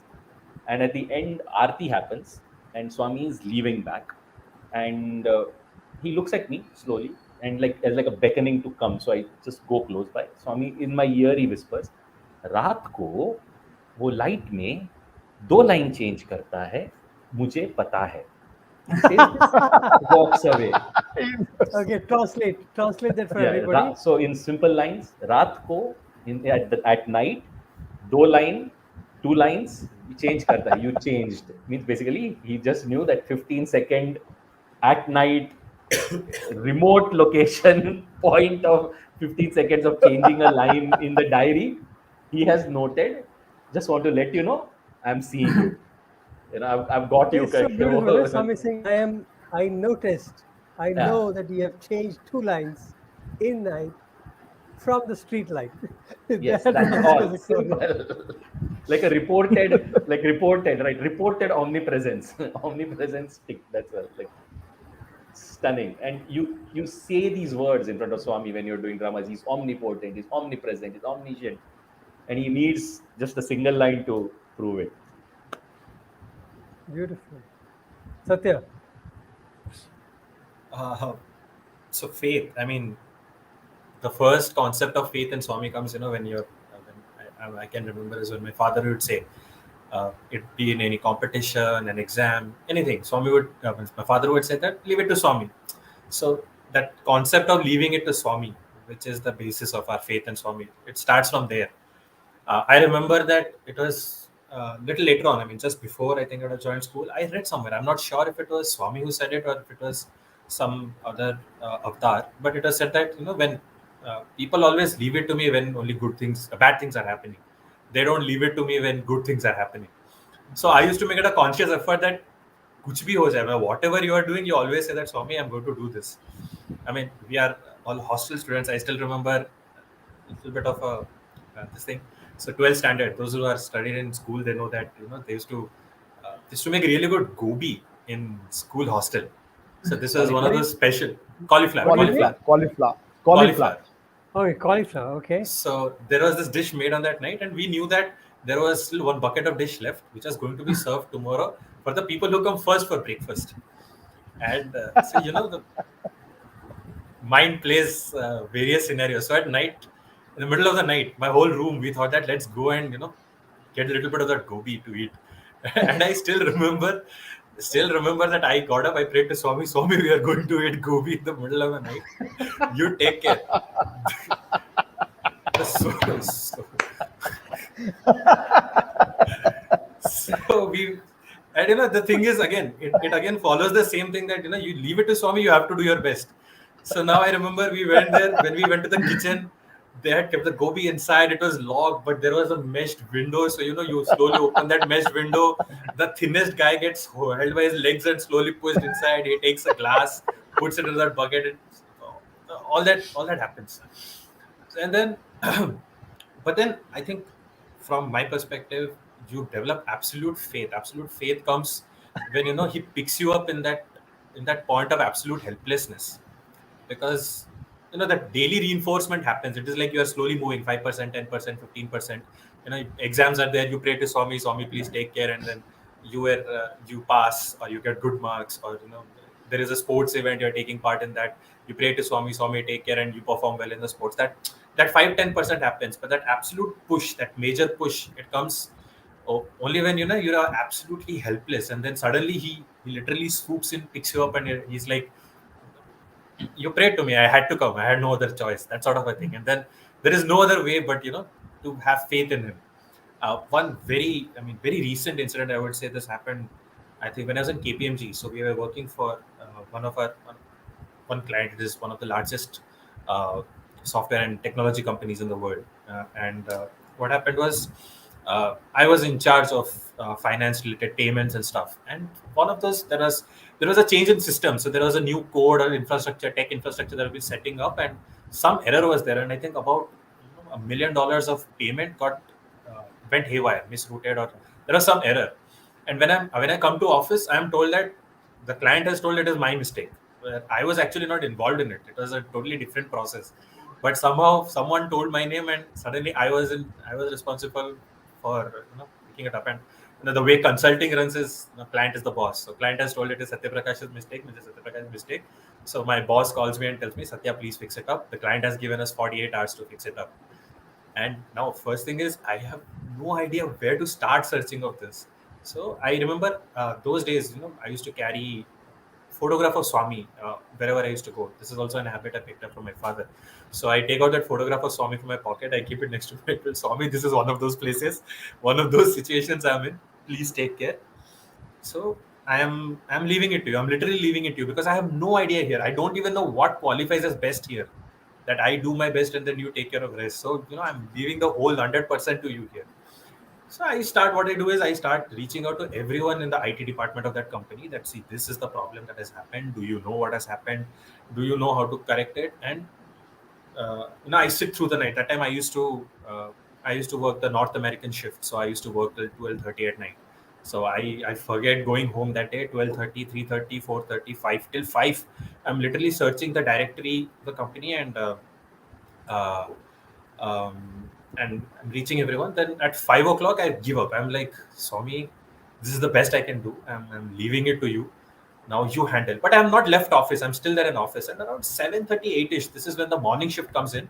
There is this Odia lady, that also I remember. She messages me, hi Satya, I just came in for the morning shift, and I mean, you have created all this hullabaloo. So everyone in IT is talking about this. So I thought that I will just message you.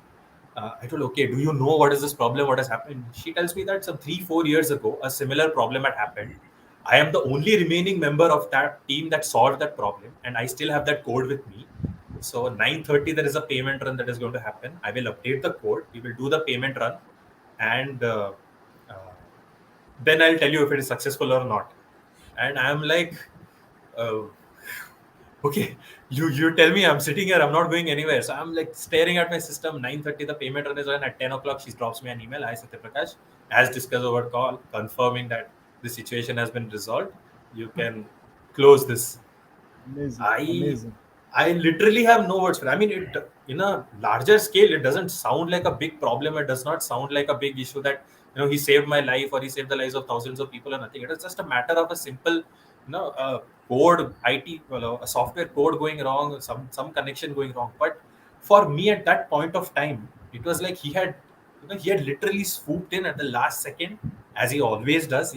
Pushes you till the limit, tests you how much ever, whatever extent he can, and then I think it's just before you're about to give up, he knows that your capability or limit also. He comes in and, don't worry, I'm there. Okay, and I remember I just took the photo, put it back in my pocket. It was for me. I mean, there's nothing else to do. Just dropped an email that issue is resolved. I went home, and this is not just one. This is just one. There are one or two more incidents also like this, but it is at this Brothers, point of time that yeah. Sorry. You have to continue. Sure, please. no, no. I'm Finish your just saying thought. that Finish your thought. this is that these are the tipping points basically. That that. No, I was just thinking because now actually we are warming up to a conceptual discussion, and unfortunately my clock tells me that we are reaching our time, and I don't want to push it too long because I would love to have you all again if you are Swami's will and if you all are available. We would like to continue this discussion next week again, and because I think there's a lot more I can quiz you on, and there is a lot you can share about your journey with Bhagwan. So my request would be that we will continue this discussion next week, if all of you are fine with that. Sure. And Sure. before we close for tonight, can I request a nice closure? If you can just sing another bhajan for us, anything of your favorite. You brought in a very beautiful start, so why don't we close it with a nice bhajan? Sure.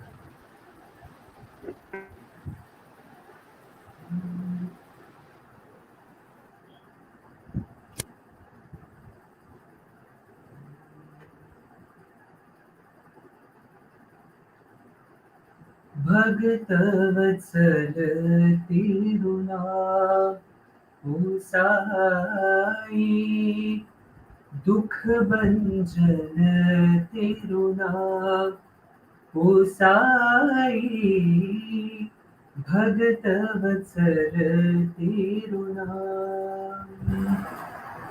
तुम संग बांधी प्रेम की डोरी तुम संग बांधी प्रेम की डोरी सुमिरन करो तेरो नाम ओ साई सुमिरन करो तेरो नाम पतितो धारण भक्त परायण पतितो धारण भक्त परायण परतीश्वर Sai Ram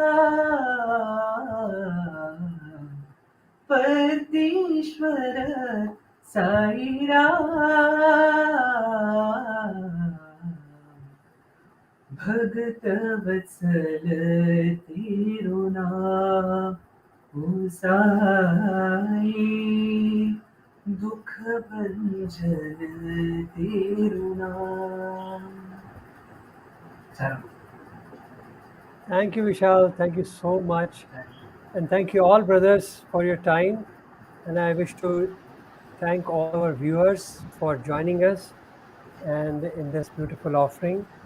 Grateful to Bhagwan, and we look forward for the next week. Sairam, brothers. Nice to see Saram. you. Sayonara. Thank Sayonara. you. Thank you, Sayonara, brother. everyone. Thank you so Sayonara. much. Sayonara. Sayonara. Sayonara. Sayonara. Sayonara, everybody.